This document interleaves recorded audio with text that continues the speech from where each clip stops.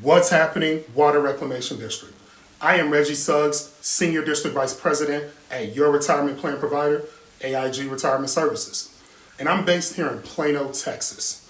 Now it's Black History Month, and I am excited to be here with you to talk about financial wellness.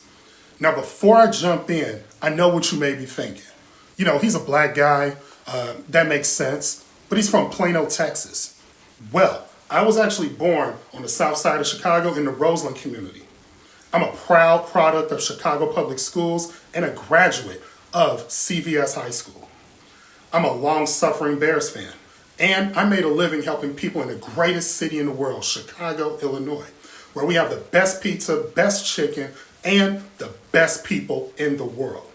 Chi-Town is my home. So on behalf of AIG Retirement Services, our goal is to help you plan for a better financial future. That's it. Let's talk tips and share some stories to encourage your financial wellness journey. Let's get into it. Why financial wellness? Financial wellness focuses on our ability to manage all aspects of our financial life. At times it can feel difficult and sometimes complicated to get our finances under control. We have many pressures in our life, but if we can gain control over our financial lives, we can become more productive in other areas and create a legacy for our family.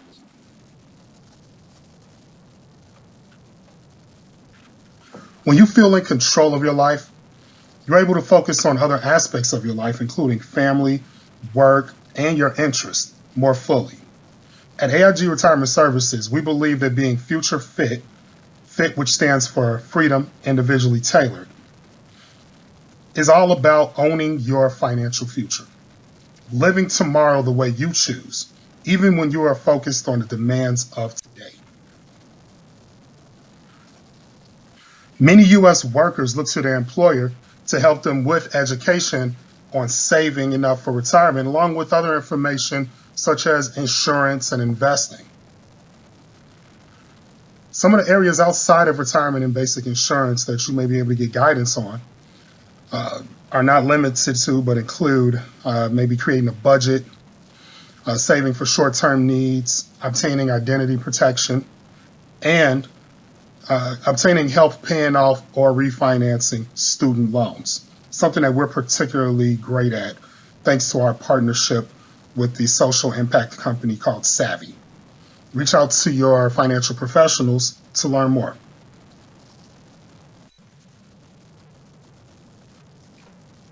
Financial wellness is a comprehensive approach. Financial wellness processes like the ones we offer don't simply look at retirement or college savings.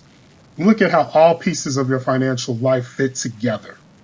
It starts with living within your means. Speaking of living within your means, that's something I had to learn very early on in life. I was raised by my aunt after my parents died when I was a little baby. Now, my relationship with money is very similar to many other black people. We didn't have much, but we weren't completely poor.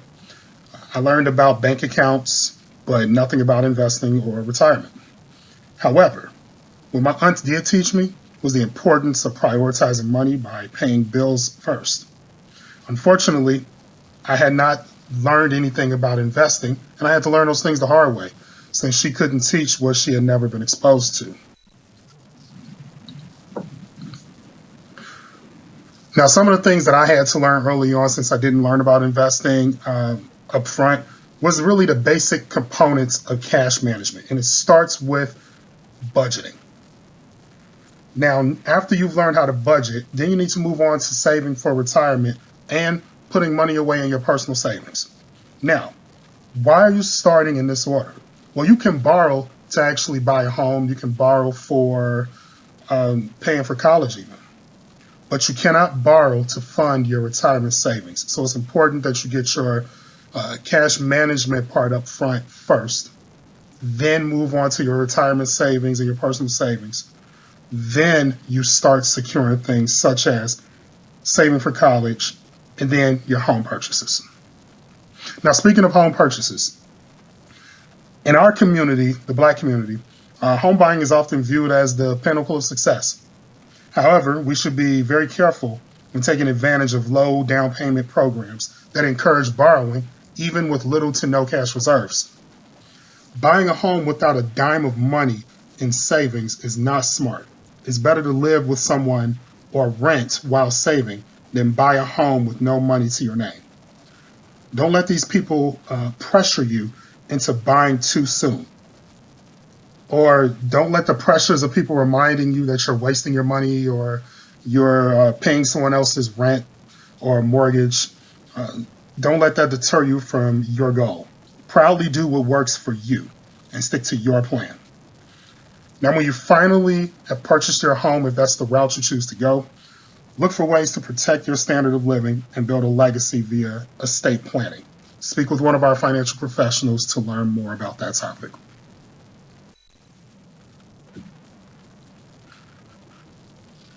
Now that you know what the term financial wellness means, let's discuss why it is important.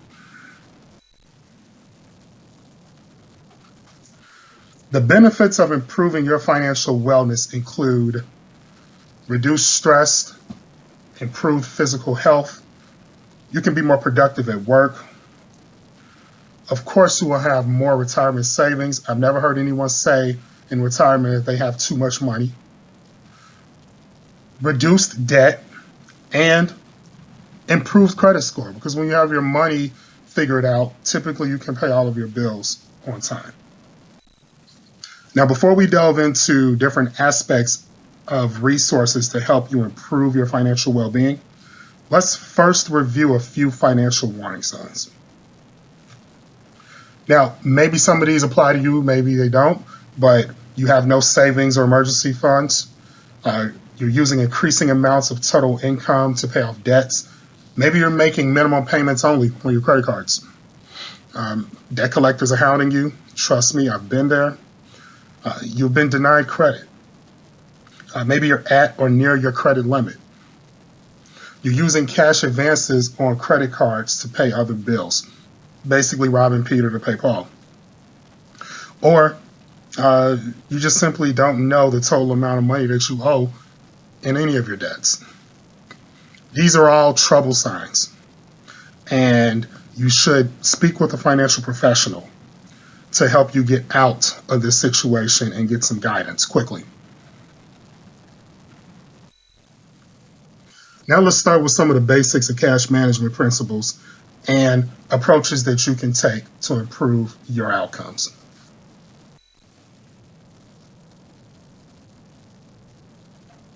Setting goals gives a sense of purpose and direction. Cash management goals should be realistic and attainable. Define your goals and then list them in order of importance to you. If you have limited resources, prioritization helps ensure that the most important goals are met first.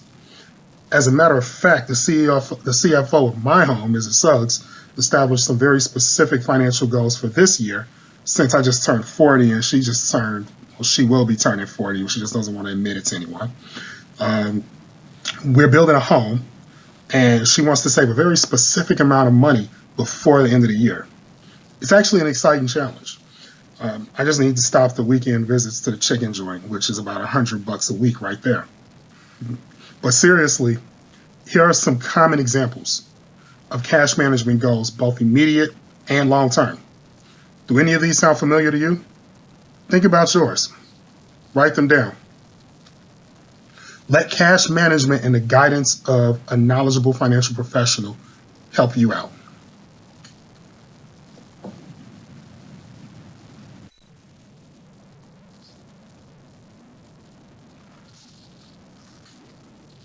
To have a better handle of your finances, it is important to follow a few steps. The cash management process typically includes creating a budget, determining which expenses are fixed versus variable, monitoring and revising that budget as things change and occur in your life, and then reducing your expenses. Now, those last two are very critical, especially when it comes to reviewing your budget to determine if you're making progress. Now, additionally, you need to find ways to reduce expenses. Find those recurring subscriptions that you're paying for and not using, or the streaming services that you aren't watching, and then cancel them. And then a nice trick that you can use to save is once you've canceled those particular subscriptions or whatever services you're not using, let that money continue to come out of your account, but shift it over to your savings.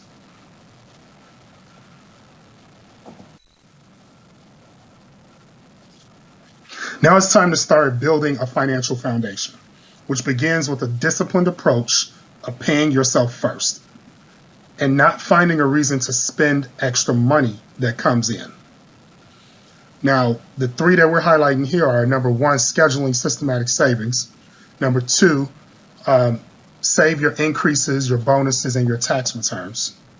Just because you make more doesn't mean you should spend more. And then number three, use money-saving applications. There's some great ones that send you coupons or help you find those subscriptions that you're not utilizing so you can start saving money right away and have more money to save.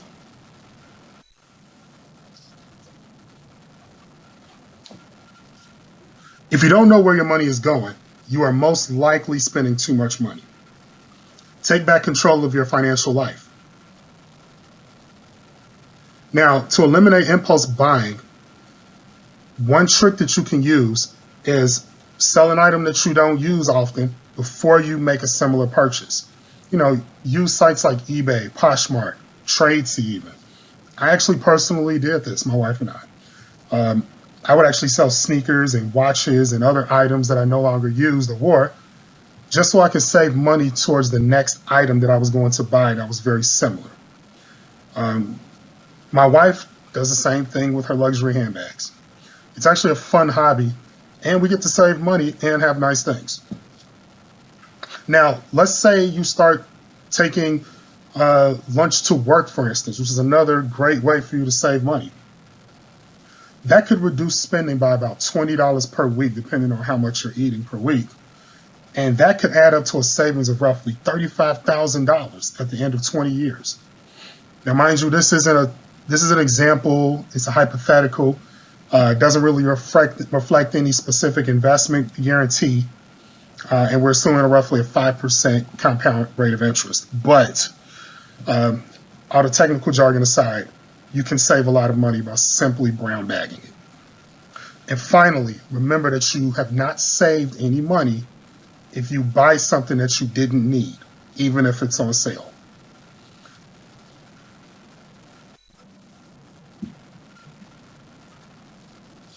Debt management is critical to financial success as well. If used wisely, debt can help you create wealth. A good example of this in most cases is a home mortgage, school loans, small business loans. If used unwisely, debt can keep you from reaching even the most modest financial goals. Here are some suggestions to help you minimize or eliminate your debt. Shop for the lowest interest rate. Don't borrow more than you can repay. And don't borrow for assets that depreciate. Now, speaking of borrowing, let's talk about credit very briefly. It's important that you review your credit score. And if you're not already monitoring your credit, do so on one of the many applications and websites that are out there that are doing it for free. I found sites like Credit Karma, Experian to be really good at helping you gauge how you're doing with your credit. As for managing your debt, just remember that on your credit score, if you didn't notice already, 35% of your score is determined by your payment history. But 30% is also determined by how you use that credit. So what that means for you, and something you can probably start looking at immediately, it's better to have several cards with smaller balances than for you to have one card that's almost completely maxed out. So spread your debt around amongst several cards and then work on paying each of them off. You will immediately boost your credit score by doing something simple like that. But keep in mind that the effects of bad credit can really hurt you. Do you have too much debt to save? Did you know that it can probably prevent you from refinancing a home? Of course you know that. But did you know that it could also cost you a job? Not that any of you are looking for employment at Chicago Water Metro, but Tell this to your kids. Bad credit can hurt them.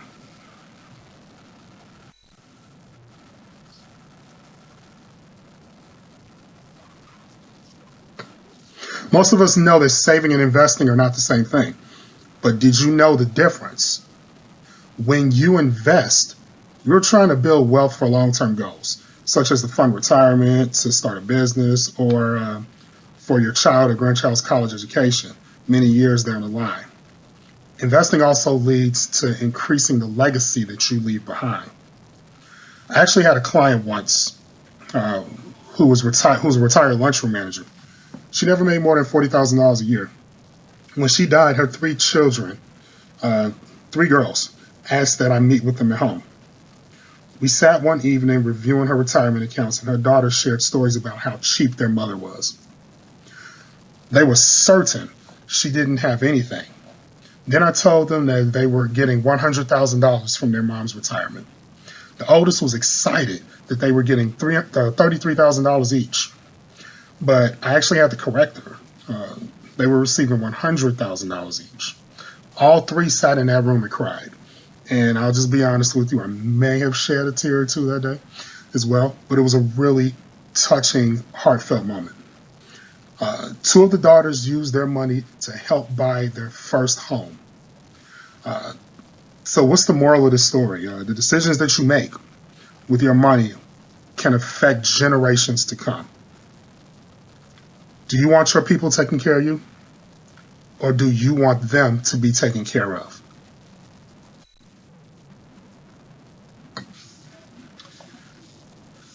So let's talk about financial planning for a moment, because I think that's very important given the previous story that I just shared with you. What are some of the benefits of financial planning? Well, number 1, it provides a big picture view of your current financial situation. It helps you identify what's important to you, your goals and your objectives. It allows you to understand how the financial decisions you make can impact other areas of your finances and your short-term and long-term goals. It helps your goals stay on track if you review your plan regularly. And finally, it offers you a course of action to help you achieve your goals. Anyone can have a financial plan. Doesn't matter how much money you have. Regardless of how much money you have, regardless of your situation, sit down and talk to a financial professional so you can see where you are and be pointed in the right direction. All right, everyone. I covered several topics at a very high level. However, it's important that you take your personal financial wellness journey seriously and personally. You have an opportunity to make better money choices or create wealth for yourself, or simply break the curse of financial ignorance by passing your knowledge to another generation. Contact your benefits or HR office to arrange a visit with one of our financial professionals today. It has been my pleasure to present this information to you. Good luck on your wellness journey.